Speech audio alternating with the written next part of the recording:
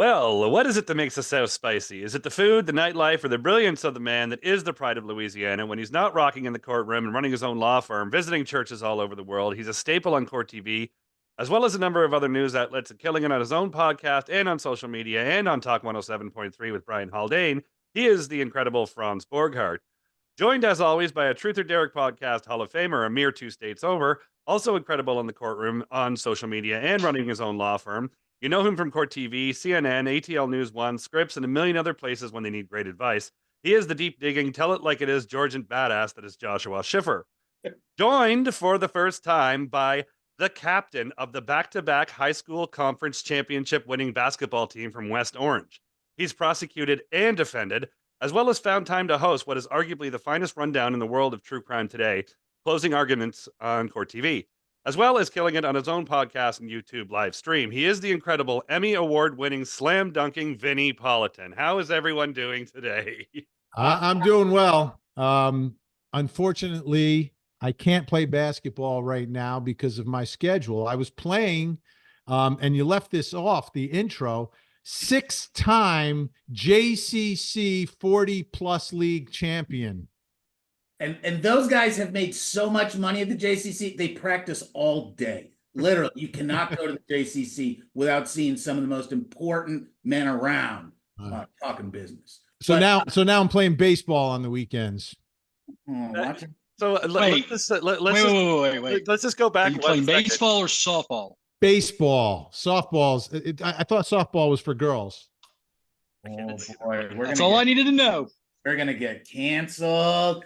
Canceled? No, girls softball is amazing. I wouldn't step on the field with them. They throw the ball too hard. Oh my God! So a good shorter distances too. Shorter distances. I remember when I was younger, I used to play baseball, and then sometime in my mid to late 20s, I went to a batting cage with some buddies and had some beers and stuff, and just set it for a slow ball, like a 50 mile an hour ball.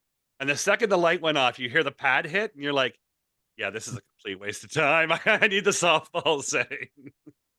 Derek, I want to get back into something you kind of touched on in the intro.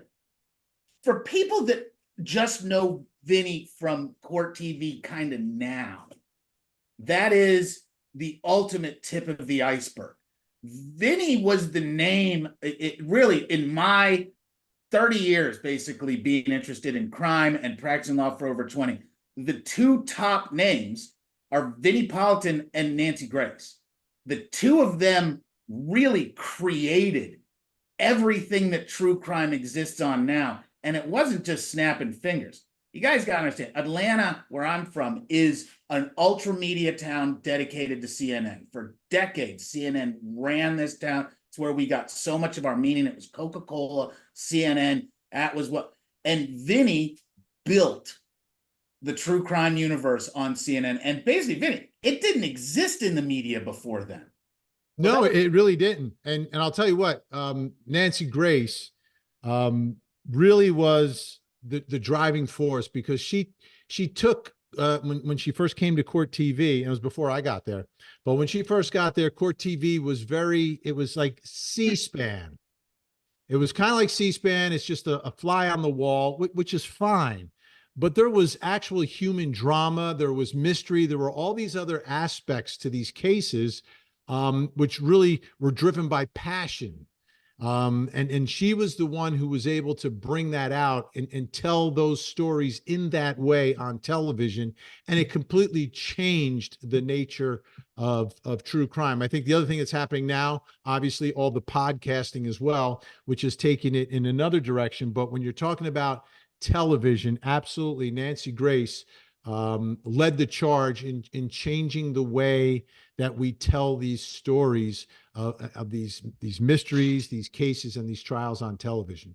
Yeah, and that really went hand in hand with the development of CNN. Because remember, CNN starts, and it's the first new news. Prior to CNN in the early 80s, there were literally the big three networks. Fox was kind of coming about, but it was nothing. CNN was the first alternative, and they pioneered the straight news all-day format. And it did change. Those original anchors went from being basically news readers to really being journalists with personality. And that was where the true crime developed.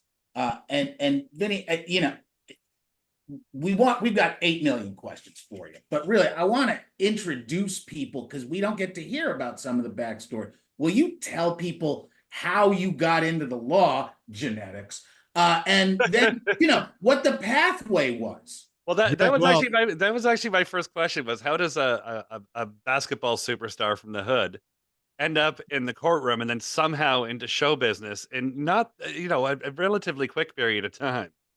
Yeah, well, not from the hood. Definitely not from the hood. New Jersey's got a lot of hoods, man. That's gets you in trouble. We were Isn't hood relative? Isn't hood relative? I stayed right near when they first opened the stadium, Vinny, and the in East Rutherford, and I'm telling you, man, they're like, yeah, don't leave the hotel. So anyway, yeah, genetic defect drove me to the law. There were two things, right? My father was a lawyer, then a federal judge. My older brother, who was brilliant, like 4 years older than I was, went to law school and became a lawyer. So family discussions were always on another level when those two were talking. And, you want to be in the club. It's tough because I have one brother. So I wasn't in the club. I was on the outside looking in. So I went to law school, but during college, I studied, I was on the radio station, studied communication. So that was another passion. I grew up with a cassette recorder and a microphone in my hand, a Super 8 camera in the other hand. And I was doing that on my own. So after practicing law for a while, I started as a prosecutor. That was amazing, but there was a statutory limit to how much money you could make. And it wasn't a lot. It sucks. Yeah. And why I'm not a prosecutor anymore. Yeah, exactly. I mean, it's brutal. I was like, God bless the career prosecutors that can do it and make it work. All of them must be married to doctors. I don't know how they do. I just don't know how they do it. So, I got into private practice where, yeah, you can make money, but man, you sell your soul, and I was, when are you going to spend it? When are you going to go on that vacation that you earn the money for if you're billing 2,000 hours a year? Yeah. Yeah. Well, I have a story about that. So, I'm working in the private practice and it's all about timesheets, right? So every minute that you spend doing something, you have to account for it on a timesheet.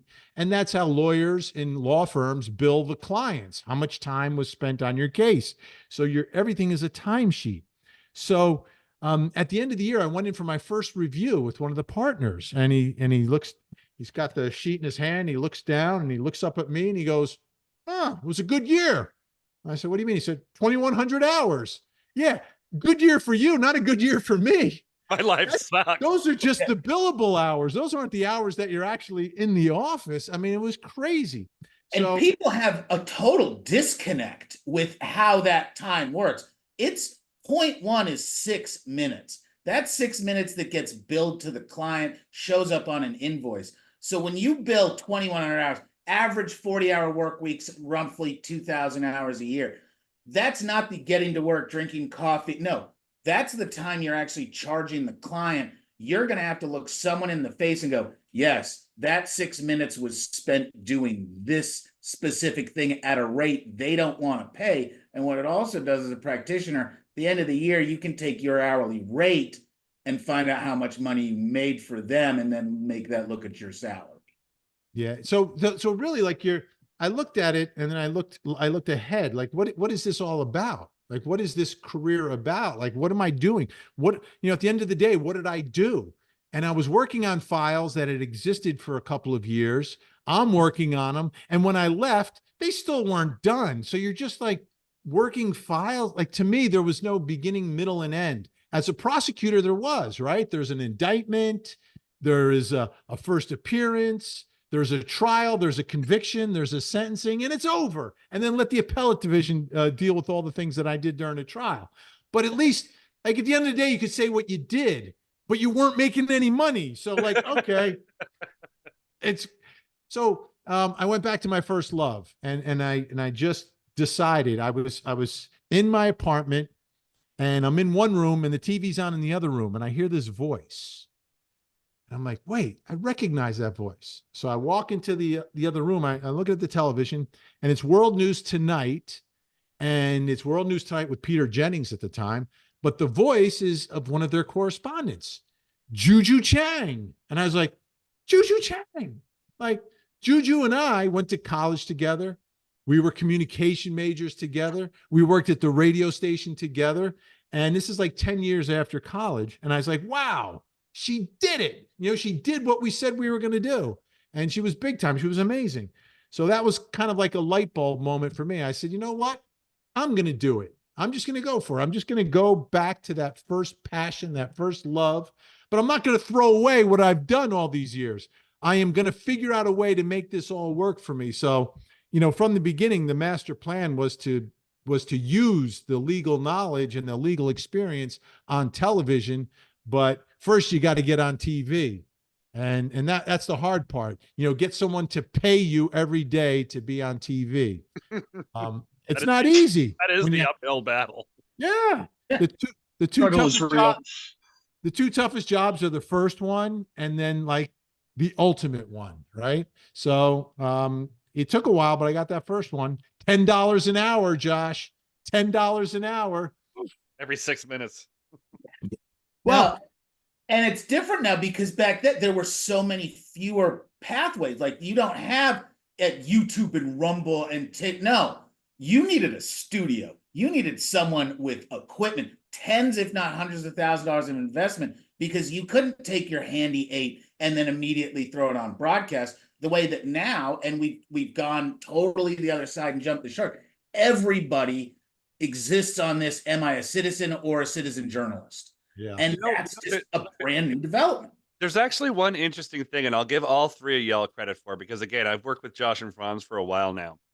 After you get this job, you got to keep in mind, it's not lawyers and all these sort of people that are watching court TV. 99% of your audience is regular everyday people. So you can't sit there and use your lawyer language and this, that, and the other thing, because I can tell you, you guys, again, have a gift that you can explain it to everybody, where if you just went on there and did legal talk for 20 minutes, people would turn it off because their fucking heads would be spinning. But yeah, so what I was going to say, a credit to all you guys and Vinny, that you eventually do get this job, but you actually do a good job trying to break down everything that happened during the day and explain it to Joe Lunchbox and Jenny Punch Clock. But this is a big question I've got for Vinny, because we talk all about how we learn and grow. So I'm going to turn it up a little bit. Vinny, lots of times we are defined and our growth comes at failure. You fought a lot of battles to get this kind of media product out there. Is there a failure or 2 or 3 where you were just swinging and it swung back and clocked you in the head? There's got to be something out there. Well, the biggest obstacle in my career with what we do, which is really covering trials and true crime, is getting the parent companies to believe in what you're doing, right? In 2024, not a problem. But the original Court TV, when it launched, was wildly successful in the ratings. Like, I would look at our daytime ratings and we were beating CNN and MSNBC every day. And if we had a live, and we didn't do all live trials, sometimes we did trials on tape, trials that happened. People didn't know what happened because there wasn't this world wide web, this internet thing happening, right? So people, couldn't just go on their phone and figure out what happened in the trial. So trials on tape had sort of a live feel to them. But the challenge was always getting the parent company to believe in what we did. And we had the original Court TV. The ratings were amazing. It kept growing and growing and growing. But then parent companies said, we can do better. We can do better. And that's how Court TV went away the first time. And then when you try to bring it back, and it took us like 5 years. There are a couple of friends of mine who were the ones on the ground going around to media companies around the country looking for finance and distribution, because they, with some investment from some people, had acquired the rights to the Court TV name. and we're looking to bring it back. And, you know, shut door until finally hooked up with Cates Media in Atlanta, a man named Jonathan Cates, who had just cut a deal with Scripps, who believed in it, and they are all in, and they are the best, I will say right now, the best parent company that Court TV and True Crime has ever had, because they actually believe in what we're doing, and I'm so thankful for that. So, question, in terms of true crime, in your world, when did we start using that phrase? And was there a clear turning point, whether it was OJ, whether it was something else? When did we start using that phrase, and when was the turning point? I think the turnaround was from podcasts, the original podcast, the guy in what's his name? You know, the thing. The Rome guy? Oh no, The Rome guy was my first podcast, and man, I fell hard. Well, I think there's a couple places where it really came into play. Like true crime is an old school term that became new school, right? True crime used to be like true crime novels were big, but when it really latched onto everything that we're doing now on television, really came through the podcast and Making a Murderer, Serial, the podcast. Those were the two that really convinced a lot of people that, oh wait, there's something there. And that was sort of the launching pad. And now you know all the people that have jumped on. But those were the 2 points, I think, where really it went from you're just doing crime stories to like true crime is actually something. And true crime is something that has a very, very large audience and a very specific audience as well. For whatever reason, it's a lot of women. I mean, a lot of women. That's the reason that show Snapped is on like season 52, because there's no shortage of that. I'm telling you, I'm waiting to get the call to do Vinny's show one day, and they're going to be like, by the way, we have new uniforms. Everyone, all the men are wearing skin tight, fake tuxedos, because we know who's watching. Because the feedback is, it's been amazing for me. I'm just a lawyer. I never had any dreams of entertainment. And then doing Court TV these last few years, you realize exactly how involved that slice of the world is. And it's not just America. It blows my mind to hear from people from the UK, Canada, Mexico, Germany. Germany. It blows my mind how broad that reach really is as American culture. Yeah. Again, it works both ways, because I think Vinny brought up a great point when podcasting changed it, because that's when you started to get a lot of the stories that weren't in the news, especially when it was some of the stuff that was around where you lived. Like, you'd learn that there was a lot more serial killers. You learn about a lot more horrific crimes, which in a strange way, we've talked about this before, teaches people, don't go jogging with your headphones in at night. Listen to that feeling in your stomach. Park where the thing is lit up, because every one of these stories that you hear, again, with the whole world of true crime, there does seem to be a little point in there where anybody with, common sense would say, oh, you know what? I wouldn't have done that. I mean, it's easy to Monday morning quarterback it, but I think the more that you learn, again, with the whole world of true crime, we're talking about expanding it, I think it's helped people in a lot of different ways. Yeah, each one is a story, right? You have to look at it that way. Every case, every trial is a story, and something has happened. And, we always look at it through I approach everything from the perspective of, the victim and the victim's family seeking justice, seeking the truth. So what happened? How did it happen? And then you get to why did it happen? And the why is really 2 prongs. There's motive as to why someone would do it, and then why did it happen? Like how did this person have the opportunity to do it? So I think there are definitely lessons, which brings us back to the viewership, right? So I always wondered about all these women watching. Are they watching because they suspect their husband, or are they watching because they're trying to figure out what to do to their husband? We had that conversation between we touched on Grace and Cheryl McCollum and Lucy Ribicoff and all that. They've said With all this stuff that you're watching, you're teaching people how to get rid of their fingerprints. You're teaching people that how to sink a body and this, that, and the other thing. Oh, You know the the number number of one. people that are experts on blood spatter and crime Yeah. scene investigation and it's amazing. But again, that also speaks to how deep the true crime universe is, because we now see true crime. This is what I'm just blown away by culturally. We see true crime fans now affecting trials in real time by discovering evidence that the state, defense, and court have no idea. And to me, that's democracy on steroids. That's why Well, the we have it. pendulum is swinging, but hold on, Josh. The pendulum is now swinging the other way, because we're also seeing true crime podcasters and fans now getting prosecuted for being more than just a commentator on the case, but maybe being a participant in some of the case and how it's tried, which I never thought we would see. I never thought we would have a day where we have a podcaster being tried for some kind of obstruction or witness intimidation. I'm just like, huh?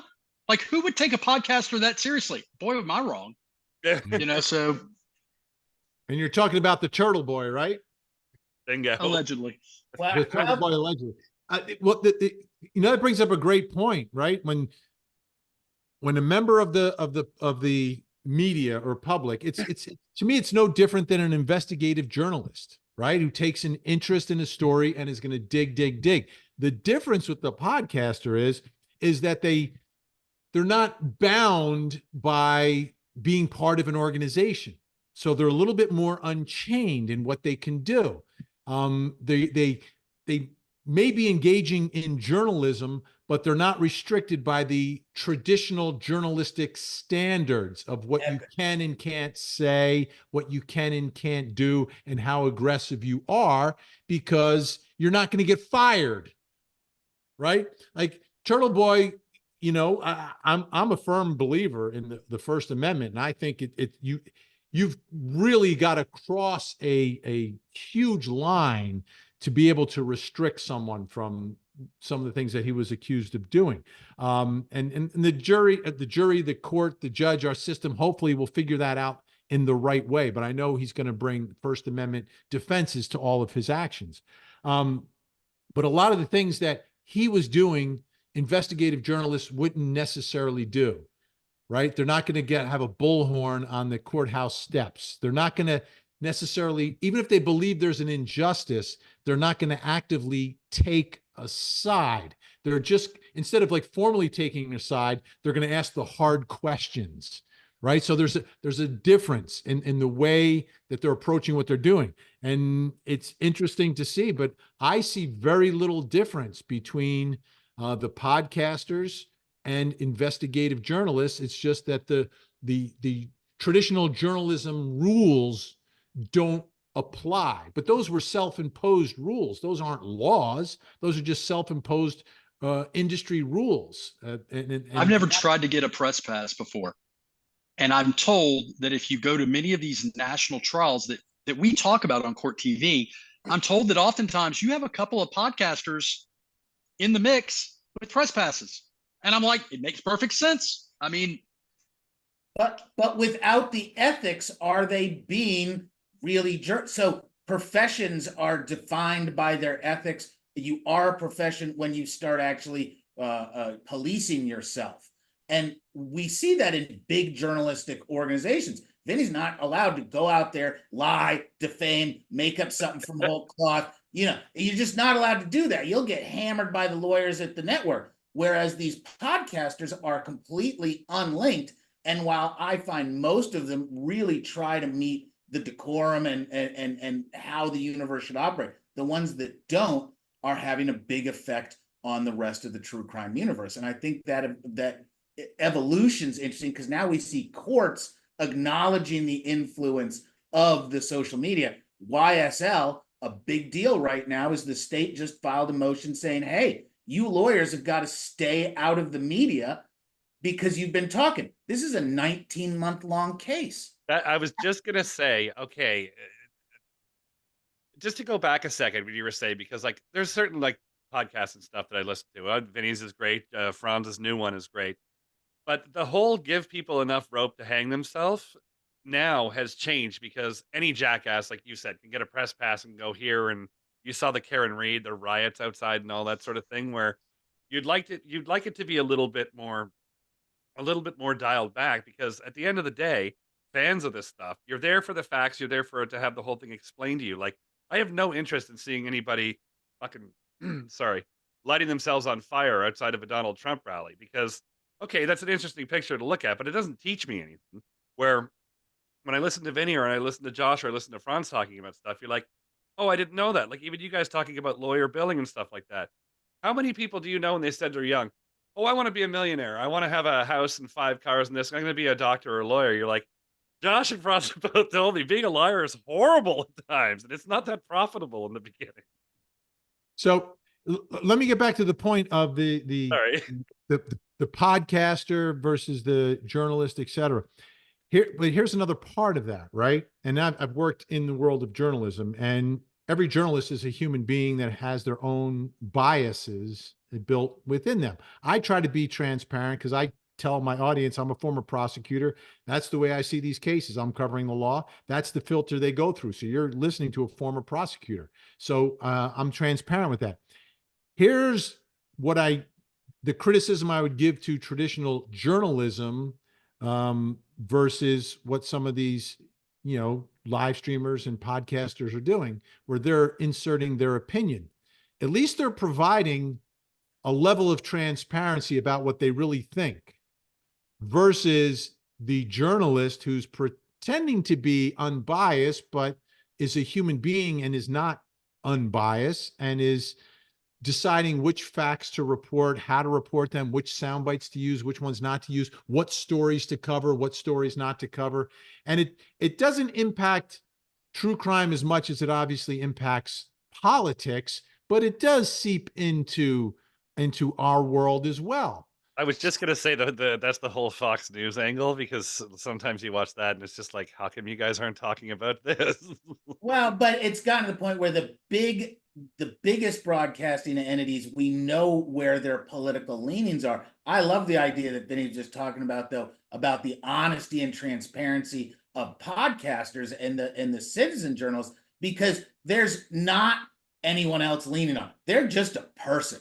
And I like that idea, because you're going to get a person's perspective. And when we talk about jurors, we love to predict and tell you how jurors think. No one knows how to really do that. Jurors are individuals, and some of them are going to act completely opposite of the way you believe. Anyone that tells you they can predict how jurors are going to rule, man, they're nuts.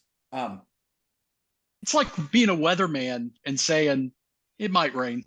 The 50-50. Well, I'm 50% right on. I mean, see, but what I like about the bloggers and the podcasters is the responses from the viewers and the listeners is like concentrated cans of focus groups for juries. I think as a trial lawyer, I think things all the time, and I'm the first to say I'm wrong all the time about stuff. And then I hear 30 people say, "Oh no, this is this, and this," and I'm like, "Huh? I needed to hear 30 non-lawyers say this." Now, you get into a discussion about, are they more courageous behind a keyboard, and are they being intellectually honest behind a keyboard or not? I don't care. If I've got to vet something, that's a great place to vet something, and like I said, I've predicted things on Court TV and other places, and I've just been like, everybody's like, you're so wrong, and this is why. And I'm like, after the fact, I'm like, yeah, you guys were right, because those are normal people being jurors. It does always make me laugh when you have to do that. You're like, yeah, I was wrong. I was 100% wrong. And I was like, you don't hear people say that often. So in the Johnny Depp Amber Heard case, and this is, I call the first TikTok trial.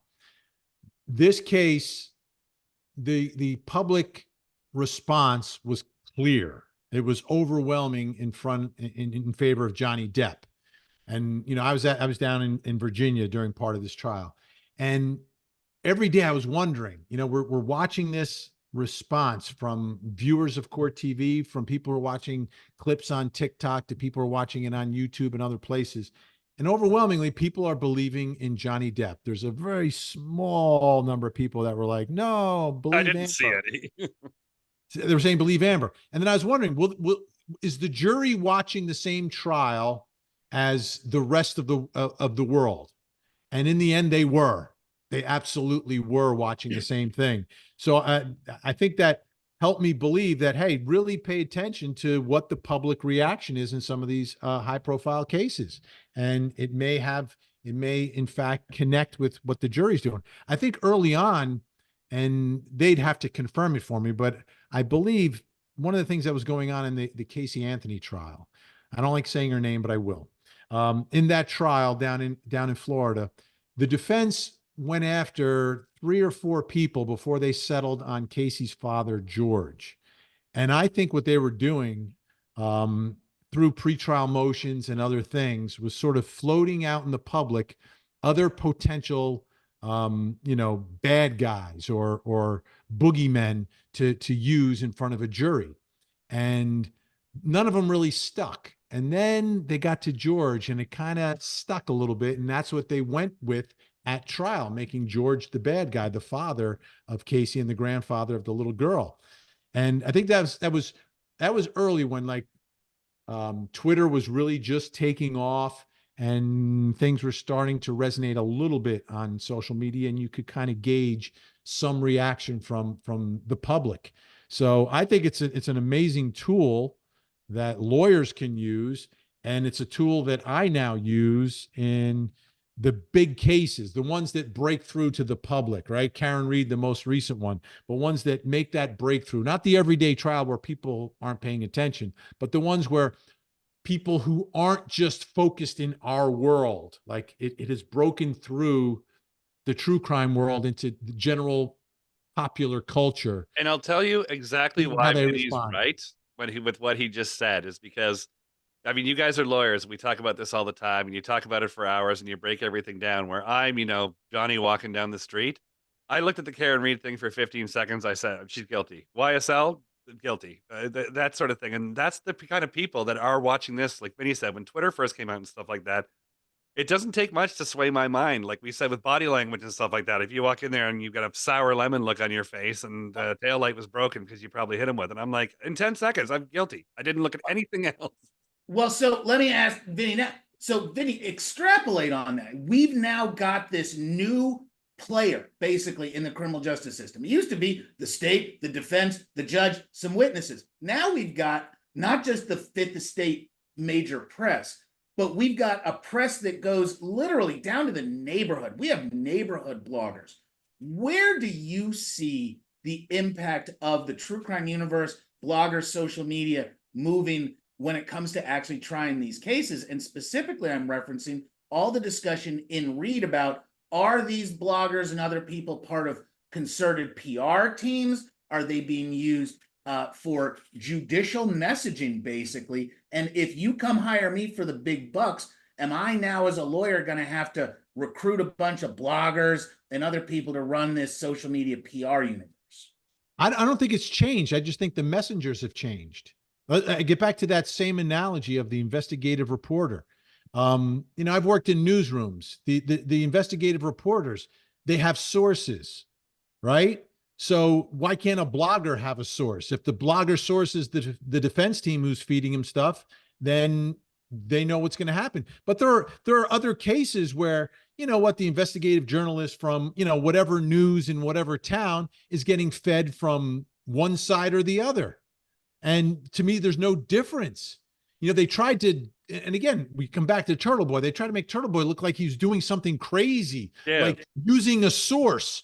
No, that's what investigative journalists have done since the beginning of time. Like Watergate was a source. Watergate was a source. Hold on. Small point of clarification, though. I think what's interesting, though, is yes, they're getting fed information. The question becomes, does it muddy the waters if the same podcaster or blogger is getting paid to be essentially 100% equivalent to an investigator spokesperson for the team? Yeah. Like I'm now sponsoring the investigative reporter, so I'm going to get my perspective brought out by that investigative reporter. My understanding from covering the case is no one has paid anyone a dime. Now, if those allegations are made, that's fine. Yeah. But my understanding, especially in that case, is that the defense said they did not pay a dime to anyone. Yeah, and that's, I think, what a bunch of the questions are, because I think the money he's making is from YouTube. oh, he's monetized. If the Reed case has done everything, it's been the most aggressive monetization of any trial, because they saw what happened in Murdoch. They saw what happened and in the what's her name with the goop and these other cases, and they saw that money on the floor, and they're going after it hard. That new market is fascinating to watch. Is he a one and done though? Because Oh. the Karen Reed case, I mean, look, simultaneously we have a case in Florida, Thompson, who was one of the best self-defense cases I've ever seen. Battered women. I fantasize about having a battered women syndrome case where the state's own experts like, yeah, she was beaten. Yeah. Maybe not this time, but in general, yeah, she was like nobody, like we were covering it. And there were a lot of people on social media that were like, oh yeah, this is the right decision when the jury came back. But like, it didn't have nearly the same. And look, Karen Reed and Miss Thompson are totally different people. But like, my question is there another Karen Reed trial in Massachusetts that's going to allow him to sustain that? Does he go national? I don't know. I think there were a whole breed of folks who were born out of the Murdoch case as well, right? A podcaster, and they're still doing great work. I think what you do, the same with any other podcaster, the guy who did Up and Vanished has continued his career. And I think you have an ability to do that, but and I think once you reach a certain status and notoriety, you get tips. And you know, Court TV gets them all the time. You get all these emails and look at this case, look at this case. And if you take the time and you look at them, you may very well find one. But for his case, number one, got the retrial. Number two, got his own trial as well. And then there was that other case of the questionable suicide that they're looking at as well. So I think he's good for at least the next 3 years in covering those things. And, you know, where does it go? Where does it take you? I think he may have a deal on a series with Peacock or something. Yeah, I'm not sure. Something like that is happening. So, yeah, I think it opens doors for you when you have, and it's the same thing in journalism. Dan Rather's career was made when a hurricane or a tornado came through Kansas and he tied himself to a tree. It takes the one Peter big Arnett, story to whatever make his our name is. careers. Yeah, the guy at CNN who had the phone in Baghdad, and that one shot basically made a career. And I'll say this about Turtleboy. I was actually familiar. I remember talking with Vinnie right when this case started hitting the kind of national. I went to college up in Massachusetts. Turtleboy's, this is not his first rodeo. He's been drumming the local cottage industry, ombudsman, ne'er-do-well, truth talk, whatever you want to call it, for over a decade, I'm going to say. This just turned into the opportunity where he really leaned hard into the story, got involved, built his cottage thing. Now it's blown up way outside of anything he could try to control, but he's riding that really hard. To what end? I know he's made a lot of money. I know he's gotten a lot more clout in the universe, but I wonder how it ends in the end, because he's now facing pretty serious charges. You do not want to get home cooked in Massachusetts. They will home cook you. Like, and his lawyers won't be free. No. You can talk about a lot of money for some of these guys. Sarah Boone's getting a free lawyer. He has to make one of those posters, one of those cute little posters. Did they ever find someone, or are they really going to just send her off into the wolves? You know what? Whether Turtleboy, she's by herself. There you go. Whether he's crazy to get on TV, I guarantee you. I get Franz would know this. He's in tune to the zeitgeist of this. I guarantee you, 500 lawyers have reached out at least. What information does she have when lawyers that are being assigned, going in, knowing everything about how she has gotten rid of every lawyer in the universe? So these folks are pumped. What information do they have where they hear, no, really, Judge, we knew everything. We were prepared. We were stuck. We can't do. Like, what is it? Did she threaten up? Like, how do you get disqualified like that? So the sad thing is, some poor soul is going to have to be standby counsel to her. Oh yeah. And if you've ever had the pleasure of being standby counsel to someone like that, you're like just sitting there and you're mumbling, please don't do what you're about to do. Please don't do what you're about to do. And they do it. And then they look at you and they're like, why'd you let me do that? And you're like, So her Boone's going to get exactly what she's looking for. her real defense is battered women syndrome. That's what her defense is. I don't know if it's the truth, but that's what her defense is. She has no other defense. She recorded it. She lied about it. There's no way around any of this for her, unless there was something else going on in the relationship. And she can't do that defense on her own. You need you can't do much of any defense on your own if you're Sarah Boone, but like that's one that requires real lawyering. That video of her recording him in the suitcase is the coldest thing. Haunting. Like Absolutely I know, and look, we're all in crime. So when I say it's one of the coldest things I've ever seen, and like her commentary to him as he's slowly suffocating, oh. No, it's bad. It's bad. It's really bad. But she's taken this and turned it into a circus with her antics. And she's not stupid, but there's definitely something wrong with her. But she's not legally insane. She knew what she was doing at the time. There's so many facts against her. When she wakes up in the morning after passing out, she calls her ex-husband. She doesn't call 911. She calls her ex-husband. I don't know what that means. I just know that's not normal. And I think his family referred to her as the blue-eyed devil. We talked about the battered woman defense a few weeks ago when we had some other people on. There does seem to be, you have to have a chain of events. You have to have a history. You have to have a 911 call almost immediately. For me, if that death has gone 5 minutes without a 911 call, to me, there's something. You're hiding something. You're changing something. You're getting your ducks in a row and all that sort of thing. Any rational person, when they see a dead body or a dying body, calls 911 immediately. I think that reflects on the cynicism of jurors. Jurors now, opposed to 5, 10, 15 years ago, they've seen all this crazy crap. And they've seen where it worked, and they've also seen where it's just utter bull that someone tried to pull some defense that didn't hold any water.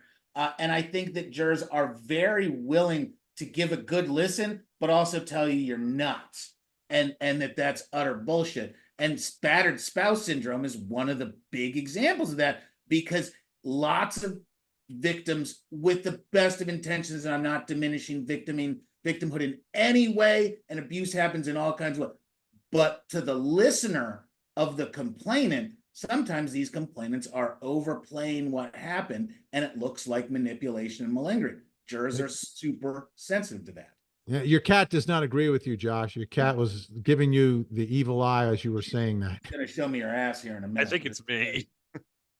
I wanted to ask Vinnie one more thing. I noticed you worked as a lawyer for a supermarket chain. Yeah, I was in-house counsel for Grand Union, and it was right at the time that they were going through their bankruptcy. So we were there cleaning up the remainder. We were cleaning up aisle 3, basically. Well, and what people might not, when they hear general counsel, it's like, well, that's got to be boring. No, it's actually one of the most exciting straight job lawyer civil things you can do, because it's everything. If you're general counsel for a grocery store, you're dealing with mergers and acquisitions as much as you're dealing with that kid slipped and fell, that kid faked a slip and fall. You got to build some parking. You do something different basically every day as a general counsel for a retail organization. Well, that was one of the questions we had come in. It was like, if you could change something that would be, in the criminal justice system as it is right now.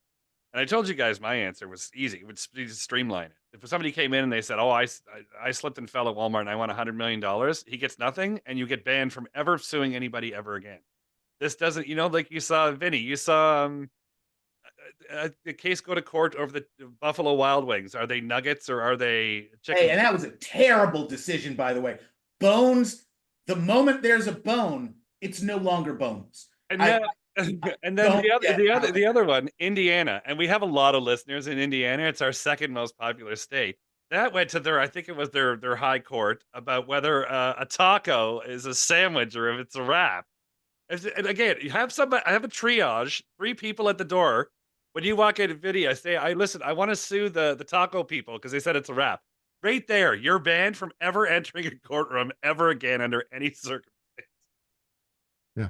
I just don't want to attack the plaintiff's bar, because the plaintiff's bar, they're kind of like the prosecutors in the civil world that, you know, there's wrongful and there's some prosecutions or civil cases that, you know, maybe shouldn't be brought, but they're the ones that keep everybody else on the straight and narrow. They act as a deterrence to keep us safe, you know, when they create these products that don't work well, or they knowingly poison us, et cetera. So I like the plaintiff's bar for doing that.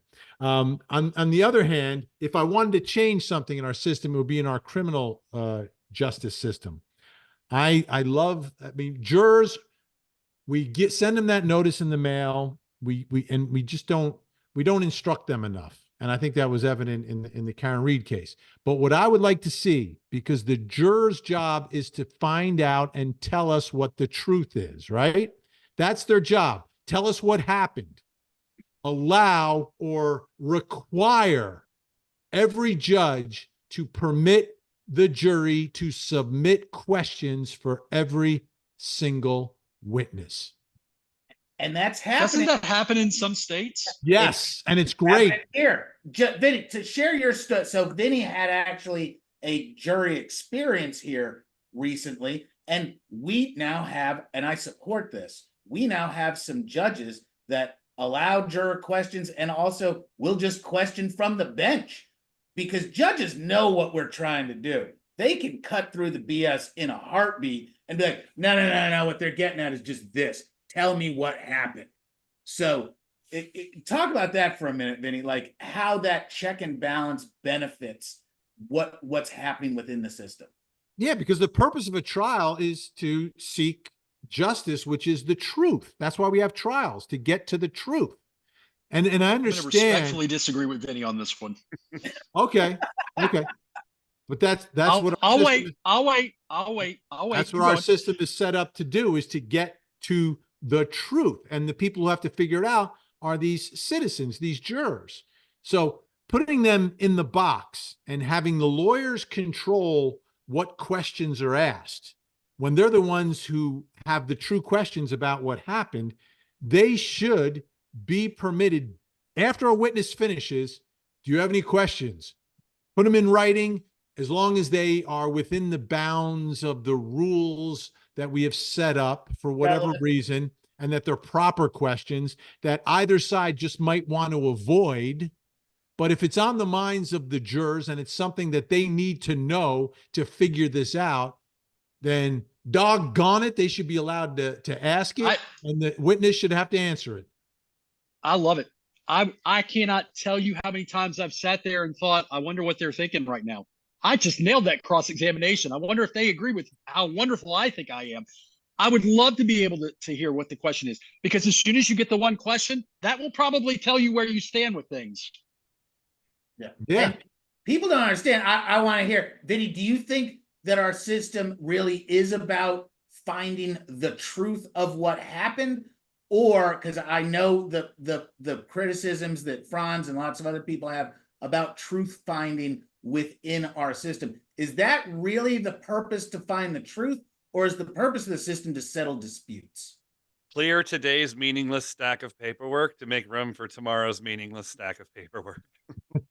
No, to me, it's about the truth. It's always about the truth. When I was a prosecutor, there was a moment in one of my early trials. It wasn't a big deal. It was some stupid case. But before we go to court, it was one of those cases where you got the file on Friday and you're meeting everybody that day because you're in the trial section. And I sit down and I've got one of my witnesses with me who happens to be a police officer. He says, "What do you want me to say, counselor?" Yeah, just the truth. Just tell me the truth. What That's version of all the I truth? want to know. That's all I'm going to present. I'm not here to do anything else other than present the truth of what happened, and period. And that should be it. And the defendant and the defense is there to protect the rights of that person. The prosecutor is there to present the truth of what happened. And if they do anything other than that, they should not be a prosecutor. They should be prosecuted. That's the way I see it. Period. End of story. I think it's that simple. Not to sound like Pilate, not to sound like Pontius Pilate. What is truth? The problem I have with that is the problem I have with that definition of what it's all about. And I don't necessarily disagree with you that that's what it should be about. The problem is the reality is oftentimes I've absolutely watched a trial and thought this person probably did it. They smell like they did it. There's evidence to support that they did it, but there's some reasonable doubt too. And I'm convinced that the state hasn't proved its case beyond a reasonable doubt. And maybe I'm just sounding like a defense attorney, but to me, it's whether or not the prosecutor has met his or her very lofty burden. And what we've seen in the Karen Reed, I've never seen so many people championing the burden of proof and the presumption of innocence. I wish I wish we had those. Cop killer. Yeah. But the problem is oftentimes, and maybe I'm jaded, but oftentimes the truth takes a back seat to whatever prosecutorial misconduct happens. And look, we've seen it. Like, we know that if you break the rules, you violate some constitutional rights, Alec Baldwin, the case gets dismissed. Is that justice? Well, it's constitutional justice, but is it justice in the sense of, I mean, I would have much rather a jury in Santa Fe made a decision on whether or not the burden was met. Yeah. And I've said repeatedly, I think that prosecuting entity deprived the people of Santa Fe and deprived the victim's family with justice. You start using words like truth and I get uncomfortable. Well, the only way that you can, from my perspective, the only way that you can determine the truth of what happened is by proving that case beyond a reasonable doubt. If you don't prove it beyond a reasonable doubt, then yeah, that may be the truth, but I don't know. To me, that's why the burden is so high. That's why it should be so high and has to remain that high, because we're there to figure out the truth. And sometimes in cases we don't get the truth. If it's a not guilty, we have not determined the truth. We've determined that we don't know. We still don't know. We still don't know. We don't have an answer. That person may have done it, but we don't have an answer. So the truth only comes out if the case gets proven against whoever is responsible beyond a reasonable doubt, period. And that's the goal. That's the goal. The truth also comes out when they admit their guilt in a plea, which is 98%, which is, 98% of the cases. So except in that's Florida, that. where everything's in Alfred. I was just talking to a Florida lawyer, and they literally said every plea is in Alfred. I'm like, that's the most disingenuous thing. An Alfred plea, for people that don't know, is I'm pleading guilty, but I didn't do it. Yeah. And our system continues to create these kind of shortcuts. I know we're running short on time, so this is really my penultimate question to Vin. Vinny, what's the unfair thing that you see in true crime and the criminal justice system right now, that if you had the magic wand and said, all right, this is what I'd fix? Because no one's watched more of this stuff than you. You've watched more trials than the next 50 lawyers. What's the most unfair thing in criminal justice that needs to be fixed? And it doesn't matter what perspective it is. Well, there's different ways to approach this. What I think, and true crime manifests itself in many different ways. A lot of these cases are unsolved cases. And I think the lack of transparency is the biggest problem that exists in the world of true crime, because there's way too many cases that are unsolved. There's way too many cases that go cold, and there are way too many law enforcement agencies who aren't willing to engage with the community and to engage and invite the help when they need it. And I think cases go cold for unnecessary reasons. Look at the Delphi case. The Delphi case never should have been a cold case. That case was solved day 2, if you believe the guy who's been charged is the one who did it, Richard Allen. Richard Allen, who looks and is built like the guy in the video, who has the same clothes as the guy in the video, told a member of law enforcement, yeah, I was there. And there was never any follow-up. It's insane. It's just insane. But it's interesting. Gotta make other detectives go insane to hear. We had Susan Hendricks on, and she talked about it. We've also talked about it with Cheryl McCollum, and they said there is not a single police officer anywhere in North America that if they get a call from another police officer wouldn't give them help, wouldn't give them advice, wouldn't give them this, that, and the other. And we've also talked about that, some of that getting shuffled off or delayed. You know, in the case with the Richard Allen case, you know, it's possible that if he's a serial killer, if you had left him out there for years, this could have been 10 times worse. Where again, you know, if you always Rex Newman, who's getting another body attached to him today, apparently. Yeah. Guy was out there in a place that he could disappear very easily and successfully for literally a couple of decades. Yeah, there needs to be Well, more accountability and transparency from law enforcement as they are investigating these cases. For more Joshua Schiffer, maybe you need advice, maybe you need a lawyer, maybe you can't handle the truth. Check him out on Twitter at LawyerSchiff, on Instagram at LawyerSchiff, or at www.jdgrouplaw.com, or just reach out to me. For another spoonful of Franz Borghardt, check him out on Twitter at Borghardt Law, on Instagram at Franz Borghardt. For legal stuff at www.borghardtlawfirm.com. And for more of the great Vinnie Politan, watch Closing Arguments on Court TV weekday evenings. Follow him on Twitter, Facebook, Instagram, everywhere. And check out his podcast and his YouTube live stream, Vinnie Politan Investigates. Guys, thank you so much. That was awesome. Dude, Vinny, I can't thank you enough, man. I know how much my very limited little just goes bananas for you. So I really thank you. You've meant a lot to me. I never thought I'd be doing this. I love the fact that I get to appear with some really amazing people, because curating You're welcome. This stuff is a big deal. All right, stop it, Cat. Awesome, guys.